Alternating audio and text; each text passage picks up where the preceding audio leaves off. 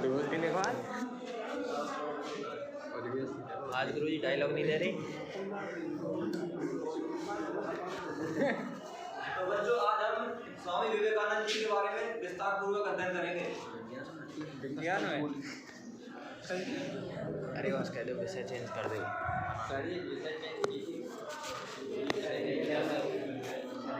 क्या करोगे?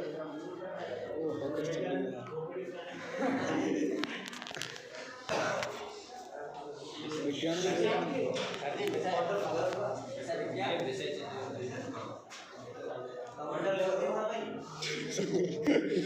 नहीं रखोगे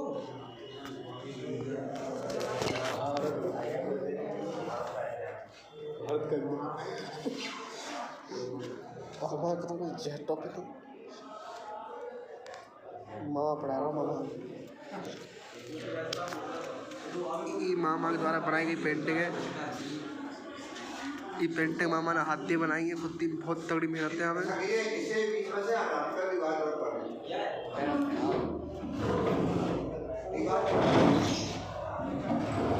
मामा पियोन को काम करते हुए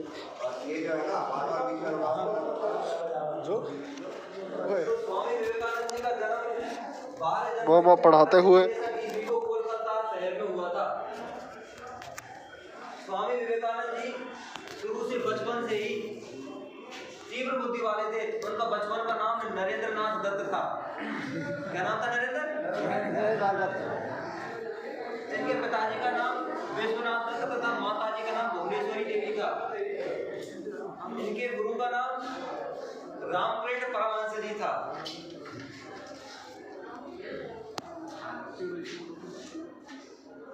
स्वामी विवेकानंद जी शुरू से ही तीव्र बुद्धि वाले थे। वे भारत के प्रसिद्ध व्यक्तियों में से जाने जाते हैं। स्वामी विवेकानंद जी ने शिकागो सम्मेलन में 11 जनवरी स्वामी विवेकानंद जी ने 11 सितंबर 1893 अमेरिका के शिकागो शहर में शिकागो सम्मेलन हुआ था, उसमें भाग लिया था भारत की तरफ से। तब भारत की तरफ से इन्होंने भाग लिया था। तो भारत की तरफ से जब इन्होंने भाग लिया था तो इन्हें को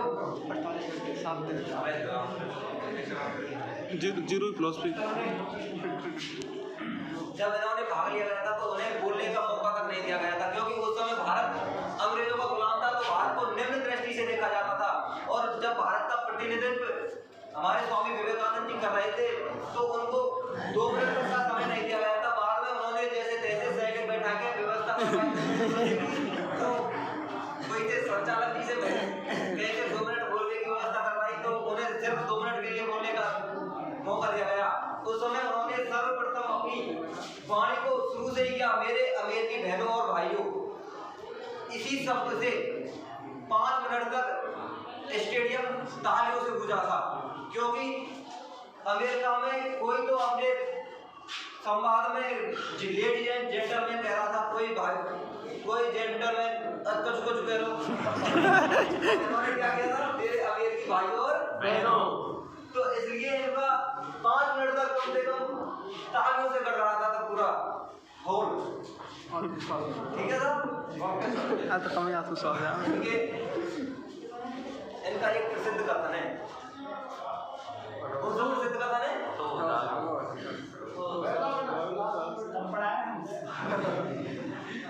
अगर विश्वास खुद पर होगा तो दुनिया को जीता जा सकता है। अगर खुद पर विश्वास नहीं है, भगवान पर विश्वास करोगे तो कुछ नहीं हो सकता। इसके लिए उन्होंने एक कहानी पेशकश की थी। एक आदमी था गांव में जब बाढ़ आने लगी तो वो कह रहा था कि अगर मैं तो अपने आप नहीं जाऊंगा, मुझे तो भगवान बचाएगा। तो जैसे बाढ़ में पानी आ गया, पूरा गांव भर गया था लबालब, तो वो अपनी छत पर चढ़ गया कि मैं तो भगवान बचाएगा मुझे, तो मैं तो कुछ नहीं करूंगा। बाद में एक बोट आई, बोट ना आ जाओ साहब, तो ले भगवान लेके भगवान कहीं वो तो भगवान ही आओ उसमें बचाए। सब में तो आ जाओ तो भगवान ही ले जाए वो। फिर जाओ तुम तो फिर ना गए, जब पानी लाए तो माता पे छत पे ऊपर इतने तो यहाँ तक डूबो, हेलीकॉप्टर आ रहा मर जाएगा नहीं तो मंदिर में ना वो तो भगवान ही बचा लो ऊपर से निगल का लाइफ में वो मर जाता है। तो उसके बाद में जब वो भगवान के पास में जाता है तो भगवान के ये सवाल पूछे जाते हैं हमें कि भगवान मैंने तो विश्वास करे हो और तू आओ ना हो तो भगवान ने गाली दिया बताए भेजे जबरी मंदिर पे भूल जाओ यार आधा भूल जाओ तभी भगवान पर विश्वास किया जा सकता है। ठीक है इतनी बात को नहीं आना चाहिए। एक विदेशी वैज्ञानिक हुई रीमा राजा उसने भारत के बारे में कहा कि कल अगर ना आपको वीडियो भारत को बता रहा समझना है तो स्वामी विवेकानंद जी को समझना होगा। अगर आप स्वामी विवेकानंद जी को समझ गए तो आप भारत के बारे में संपूर्ण जानकारी प्राप्त कर सकते हैं। बिल्कुल भाई साहब। ऐसा किसने कहा था? रीमा राजा एक अमेरिकी वैज्ञानिक थी। 7 मिनट 7 सेकंड हुई है। टाइमर चल रहा है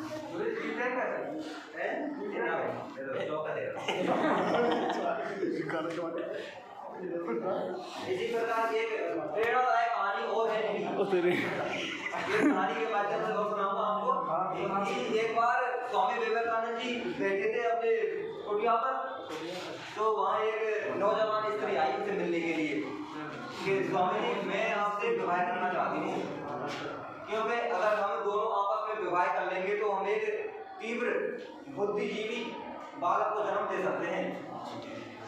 ठीक है तो जब स्वामी जी के पास में वो स्त्री आई तो स्वामी जी हक्के बक्के रह गए कि ये क्या हुआ, ये मुझसे ऐसे डायरेक्ट कैसे कह सकती है। उसके बाद में स्वामी जी उनको अपनी माता के रूप में देख रहे थे अच्छा रो में जा रहे हो कि वो अपनी हर स्त्री को अपनी माता बहन के रूप में जाना चाहते थे, ना कि वो अपनी किसी अन्य अलग रूप में नहीं लेते थे सभी स्त्रियों को।